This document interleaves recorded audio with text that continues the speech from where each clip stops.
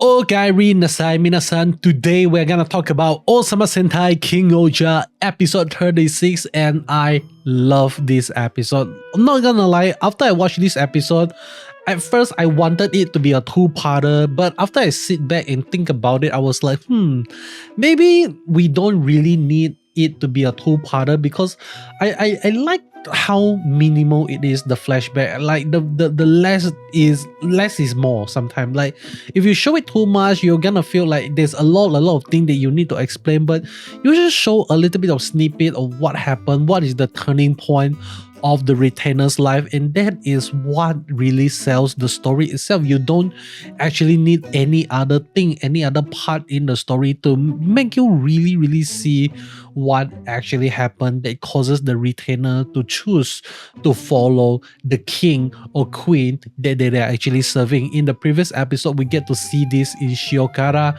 like the turning point of his life. He used to be someone that loses hope that Nongo would actually be a successful country, but after meeting with Yanma, meeting this crazy dude, he actually chose to follow him because he believed Yanma is the guy that can change Nongo from 0 to 1, and that is just really amazing storytelling. And we get to see that as well in this episode of Ohsama Sentai, where Roman the Born turns out to be Sebastian, and I actually called this in my episode preview video. So if you wanna give your own theory on what is the next episode is gonna be about and give your own theory on how things is going to be, feel free to check out my episode preview as well. I think those video I am more excited because I actually get to really give my own theory on what is to come. So make sure you are subscribed so you're not gonna miss the Ohsama Sentai King-Ohger episode 37 preview, trailer, reaction and discussion. Okay, so moving on, is one thing that I really love about this story is the way they actually tackles beauty as a crime. I think when we talk about beauty, a lot of people, even myself, there are times in my life where I actually said that it is not fair for someone to look so beautiful, and just because you look beautiful, like people is like automatically is gonna treat you better, people is gonna love you more easily and all that stuff. You don't really need to put in much effort to be good or to be likable by someone. Just because you're good looking, you are halfway there already. Like I would say you're 80% there to winning the person's heart already. So, but what happens when you get too beautiful and get too handsome, something like that? I actually have a few friends that actually talk to me where they are actually quite handsome and quite pretty as well, and they actually mentioned something that I never really thought about it because I'm not handsome or pretty, obviously. They actually mentioned something that really surprised me, is that they in the midst of trying to pursue a serious relationship, they realized that it is very hard for them to look for someone who actually love them for who they are and not just love them for their looks. And a lot of people can't really find that type of person, like love them for just who they are and not for their looks. And like even after they get together with them, like the person is gonna get very insecure because of how good looking the other person actually is. So it's like when they get together, at first it's gonna be like the honeymoon of the honeymoon, but after maybe like a few months, they are actually gonna start seeing a lot of cracks, a lot of problems, a lot of insecurity from the partner and all those stuff. And I think this is I'm not sure. Yeah, I'm really not sure who is to blame, but maybe beauty is also partly to blame here. But the seriousness for this series, Roman the Born, is really crazy, where everyone, like every girl just look at him and like, wow, this fainted like that. So it is really amazing for us to actually get to see that. And he actually, when we saw the flashback on how Himeno actually recruit him to be the personal butler itself, is really touching, because I remember when I first watched Ohsama Sentai, when we actually learned the fact that Sebastian is only 25 years old, and how he look like right now is actually a special effect makeup that is like he did it on himself so that would actually become a perfect butler, something like that.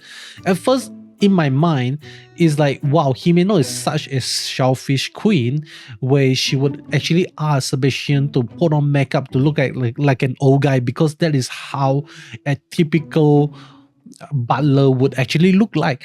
But after following the story for so many episodes, like even though like Himeno keep preaching herself to be the selfish queen, I'm just gonna walk my path and all those stuff, I think that is, even though she is selfish, but she's not, I'm not sure like how to actually properly describe the character of Himeno. Like, she is selfish in how she wants things to be done. She is selfish in a way where she wants the best for everyone. She is selfish where she wants to help other people and give other people the best life that they can get.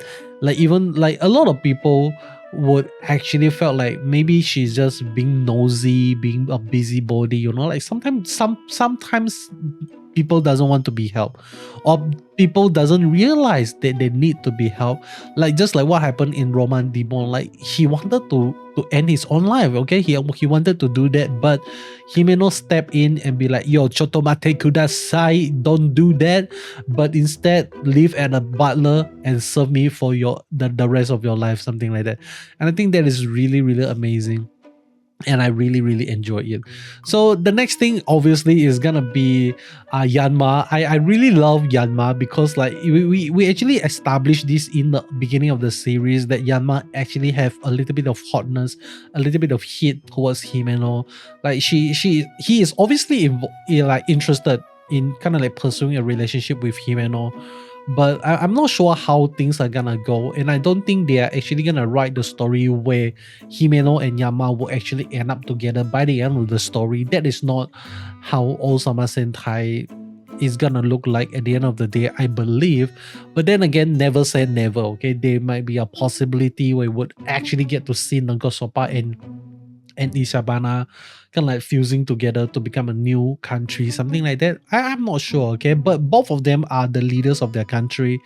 I believe they are going to be very, very busy persons. So I'm not sure how does this marriage will actually helps or interferes with their duties, something like that, okay? So it is really, really subarashi for us to actually get a little bit of callback into what we saw in the beginning of the series. And another thing that I really did not expect is the bromance between like Jeremy and also Yanma. Like, Jeremy is just trying his best to become the best wingman, and he fell horribly, okay? So if you ever were in the position of becoming your friend's wingman, don't do what Jeremy did. Make sure to kind of like let your pal breathe, let your pal be yourself, and just believe that your pal is just being who he is enough to win the girl's heart or win the guy's heart, something like that. And all you need to do is to create scenario where like both of them are together, both of them get to experience things together, do things together.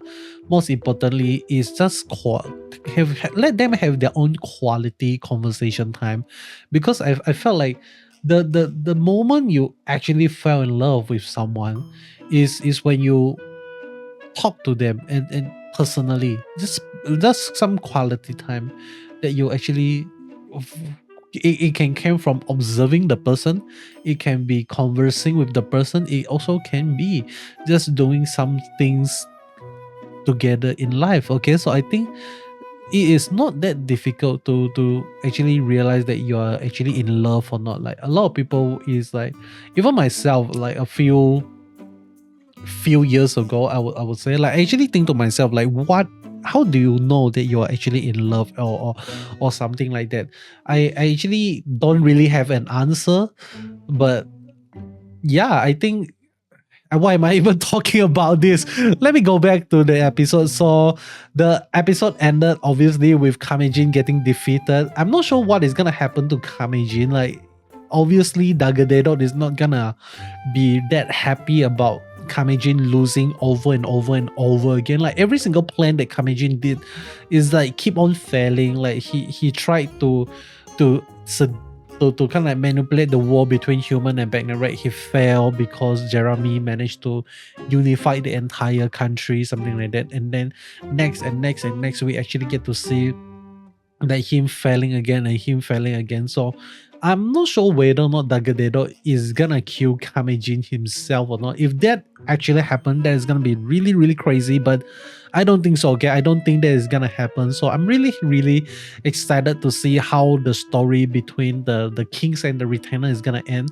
Next episode, we are gonna focus on Kuroda and Dibowski. We are gonna see how they gonna reclaim their country from the former queen of Tofu itself.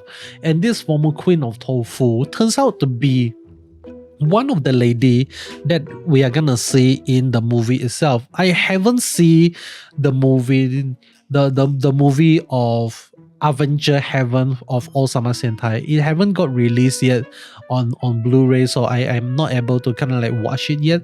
But I'm really, really excited to see how what is the character of the lady and what is the relationship between the lady and also Glory itself. So that is gonna be really, really amazing. And by the way, guys, before we end the video, I realized something just now, and that is remember the giraffe in this episode? That is actually the mascot of Toy R Us. Okay, like that is what? That is like really, really surprising. Toy R Us having a giraffe's mascot, and it appears in Ohsama Sentai. I think that is kind of maybe this episode is sponsored by Toy R Us. Maybe Toy R Us is kind of like the sponsor of Ohsama Sentai. I'm not sure, but he appeared in the show.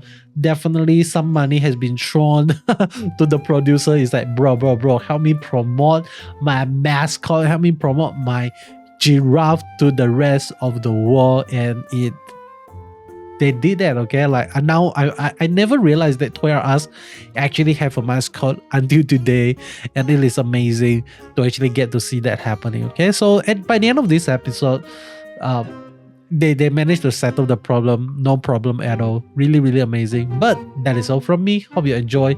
If you made it this far into the video, means you really, truly enjoy the content that I put up. So I would love to encourage you to just share the video, comment, interact with the video, and also like and subscribe if you haven't. And lastly, before you leave, type the word. What is a good word in for this episode? Okay, so let's go with sun, S-U-N. Okay, why is sun? Is because when there's, I think I don't know, man. I just type sun, S-U-N. Goodbye.